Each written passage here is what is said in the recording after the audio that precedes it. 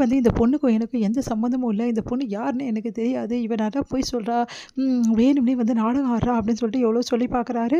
அத கேட்டுட்டு அவங்க வந்து பயங்கரமா அழறாங்க. இப்படி பண்ணிட்டீங்களே மச்சான், உங்களுக்கும் எனக்கும் சம்மந்தம் இல்லன்னு சொல்லிட்டீங்களே. நீங்களும் நானும் எப்படிலாம் பழகணும், எப்படிலாம் இருந்தோம் அப்படின்னு நம்மலாம் பேசுறாங்க.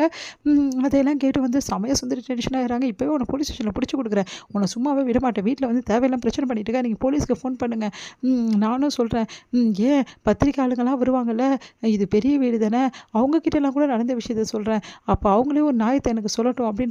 அதெல்லாம் கேட்டு எல்லாம் அதிர்ச்சி அடையறாங்க. பாட்டி வந்து பத்திரிக்கையா? ஐய்யய்யோ! பிரஸ்ஸுக்கெல்லாம் போனா பெரிய பிரச்சனை ஆயிடுமே! நம்ம வீட்டு விஷயம் வெளிய தெரியுமே! பத்தாதுன்னு இப்பதான் வந்து என் பேத்தி வந்து நிம்மதியா இருக்கா. அவ வாழ்க்கை என்ன ஆவறது? அவ இந்த விஷயம் தெரிஞ்சா அவ்வளோதான் மனசு உடைஞ்சு போயிருவா. நல்ல காலம் அவ இல்ல அப்படின்னு சொல்லிட்டு என்ன பண்ண தெரியாம தவிக்கிறாங்க. அஞ்சலிக்கு இந்த விஷயம் தெரியவே கூடாது. அதனால இந்த பொண்ணுகிட்ட வேற ஏதாவது பேசி ஏதாவது பண்ணுங்க அப்படின்னு சொல்லிட்டு பாட்டி சொல்றாங்க. நிஜமாலே உங்களுக்கும் வந்து இவருக்கும் சம்மந்தம் இருக்கா? நீங்க சொல்றதெல்லாம் உண்மைதானா? அப்படி சொல்லிட்டு அபி கேட்குறாங்க. நீ யாரும்மா? மகாலட்சுமி மாதிரி இருக்க. நான் சொல்றத கொஞ்சம் கேளும்மா. நானும் அவரும் அப்படிலாம் பழகணும்மா. என் மச்சானும் நானும் எப்படிலாம் பழகணும் தெரியுமா? என் மச்சான கூட்டின்னு போதாம்மா வந்திருக்கேன். அது எப்படிங்க? அவருக்கு கல்யாணம் ஆகி ஒய்ஃப் இருக்காங்க. இதெல்லாம் தப்புன்னு உங்களுக்கு தெரியலையா? அப்படி சொல்லிட்டு அனு கேட்குறாங்க. இங்க பாரும்மா, நீ இப்படி சொல்லிட்ட. ஆனா அவர் என்கிட்ட பழகுனது நிஜம் தானம்மா. என்னை கல்யாணம் பண்ணிக்கிறேன்னு சொல்றதும் நிஜம் தானம்மா. அப்ப எப்படிம்மா? ஐய்யய்யோ! நிஜம் இல்ல. நான் எப்போ இவள கல்யாணம் பண்ணிக்கிறேன்னு சொன்னேன்? இவ யாருன்னு எனக்கு தெரியாது. ஏன் இப்படிலாம் பண்ற? உன்ன சும்மாவே விட மாட்டேன். டென்ஷன் ஆகுறாரு. இப்ப டென்ஷன் ஆனா எல்லாருக்கும் தெரிஞ்சிருமே அப்படின்னு சொல்லிட்டு, இங்க பாருங்க நீங்க யாருன்னே தெரியாது. எனக்கு ஞாபகமும் இல்ல. பார்த்தீங்களா? ஞாபகம் இல்லன்னு தான் சொல்றாரு. ஆனா அவர் என்ன மறக்கவே மறக்கல. ஏன்னா அவர் என்ன மறக்க முடியாது. என் மச்சான் எப்படி என்ன மறக்க முடியும்? நீங்க எல்லாரும் சொல்றதெல்லாம் உண்மைன்னா, அவருக்கு ஞாபகம் வந்தோனே சொல்லுங்க. அப்ப நான் இங்கேருந்து போயிடுறேன் அப்படின்றாங்க. இது என்னடா இது? இப்படி இருக்கு. ஒண்ணும் புரியலையே. எனக்கு ஞாபகம் வந்ததும் கூட இப்ப சொல்ல முடியாது. சொன்னா பெரிய பிரச்சனை ஆயிடுமே. இவ நானா இப்படி சொல்றாளே அப்படி சொல்லிட்டு டென்ஷன் ஆகுறாரு முரளி. இங்க வந்து உடனே சரி இப்ப இதுக்கு என்னதான் தீர்வு? இங்க பாரும்மா, அ அ உனக்கு கொஞ்ச நாள் நான் டைம் குடுக்குறேன். அது வரைக்கும் நீ இங்கேயே இரு. ஆனா என் பேத்தி வர வரைக்கும் தான் உனக்கு டைம் குடுக்க முடியும். அவ வந்துட்டாள்னா பெரிய பிரச்சனை ஆயிடும்.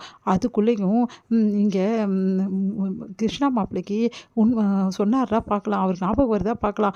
அப்படி ஞாபகம் வரலன்னா, அப்புறமா என்ன பண்றதுன்னு யோசிப்போம் அப்படின்னு சொல்லிட்டு பாட்டி சொல்றாங்க.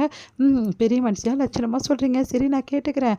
சரிங்க நான் இங்க இருக்கேன். கண்டிப்பா உங்களுக்கு பாருங்க நான் ஞாபகம் வர வச்சுருவேன். அப்படின்னோன ஐயோ! என்ன பண்ணுறதுன்னு தெரியாம தவிக்கிறாரு.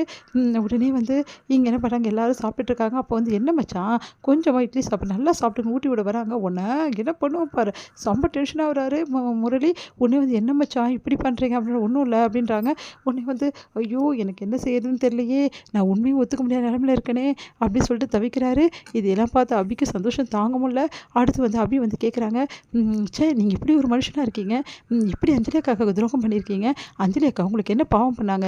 இந்த 2 பொண்ணோட வாழ்க்கைய வந்து இப்படி வந்து கெடுத்து வச்சிருக்கீங்களே! உங்களுக்கு என்னதான் சொல்றது? அப்படின்றாங்க. உடனே வந்து சந்தோஷமா வந்திருக்காங்க அனு. அனு எப்படி அப்படின்னோன சூப்பர் அப்படின்றாங்க. இங்கேருந்து சைகை காட்டுறாங்க. ச்சே இவ்வளோ கேவலமானவரா இருக்கீங்க. உங்கள போய் அஞ்சலி அக்கா நம்புனாங்களே பாவம். அவங்களுக்கு போய் துரோகம் பண்ணிட்டீங்களே! இந்த அக்காவும் ரொம்ப பாவம். இவங்களும் எப்படி கெஞ்சுறாங்க பாருங்க. 2 பேரோட வாழ்க்கையிலும் இப்படி விளையாடிட்டீங்களா? ஐயோ! அபி நான் அப்படிலாம் விளையாடல. சொன்னா கேளுங்க அப்படின்றாங்க. அதெல்லாம் கேட்க முடியாதுங்க. நீங்க வந்து 2 பொண்ணுங்களோட வாழ்க்கையில விளையாடிருக்கீங்க. உங்கள மாரி ஆளுங்கலாம் விட்டு வச்சதே ரொம்ப பெரிய தப்பு. ச்சே உங்கள பார்க்கவே எனக்கு அருவருப்பா இருக்கு அப்படி சொல்லிட்டு போறாங்க. ஐயோ! அபி கூட என்ன புரிஞ்சுக்காம இப்படி பேசிட்டு போறாளே! என்னை பத்தி தப்பா நினைக்கிறாளே! அப்படின்னு சொல்றாங்க. இங்க வந்து அனுக்கிட்ட அபி வந்து சொல்றாங்க. அப்பா எவ்வளோ நாளா அந்த ஆள நேருக்கு நேரா கேள்வி கேட்கணும். எல்லார் முன்னாடியும் அசிங்கப்படுத்தணும்னு நினைச்சிட்டு இருந்தேன். இன்னைக்கு நான் பண்ணிட்டேன். என் மனசே ரொம்ப குளிர்ந்து போச்சு அனு அப்படின்னோனே, என் மனசும் தான் அப்படி சொல்லிட்டு ராகவ் வராரு. ராகவ பார்த்துட்டு அது வந்துங்க அப்படின்றாங்க. அபி உண்மையிலே சொல்றேனே, உன் மனசுல இவ்வளோ வந்து ஆத்திரம் இருந்திருந்தா இப்படியா வந்து கொட்டி தீர்த்திருப்ப. உண்மையிலேயே அவன் மேல இவ்வளோ கோவம் உனக்கு இருக்குல்ல அப்படின்னோனே, பின்ன இருக்காதா? பாதிக்கப்பட்டவ அபியாச்சே அப்படி சொல்லிட்டு அனு சொல்றாங்க. அபி கலக்கிட்டேங்க அபி. உங்க மனசுல உள்ளதெல்லாம் கேள்வி கேட்டு அவன் மூஞ்ச பார்க்கணுமே. அவனுக்கு அவன் செஞ்ச தப்புக்கெல்லாம் இப்பதான் கொஞ்சம் கொஞ்சமா தண்டனை அனுபவிச்சுட்டு இருக்கான். இன்னும் நிறைய இருக்கு அபி. திருப்பி கொடுக்கணும் அவனுக்கு அப்படின்னு சொல்லிட்டு ஆகாஷ் சொல்லிட்டு இருக்காரு. முரளியும் சுந்தரியும் என்ன பண்றது? இந்த பிரச்சனையிலேருந்து எப்படி வெளியே வருது அப்படின்னு சொல்லிட்டு யோசிச்சுட்டு இருக்காங்க.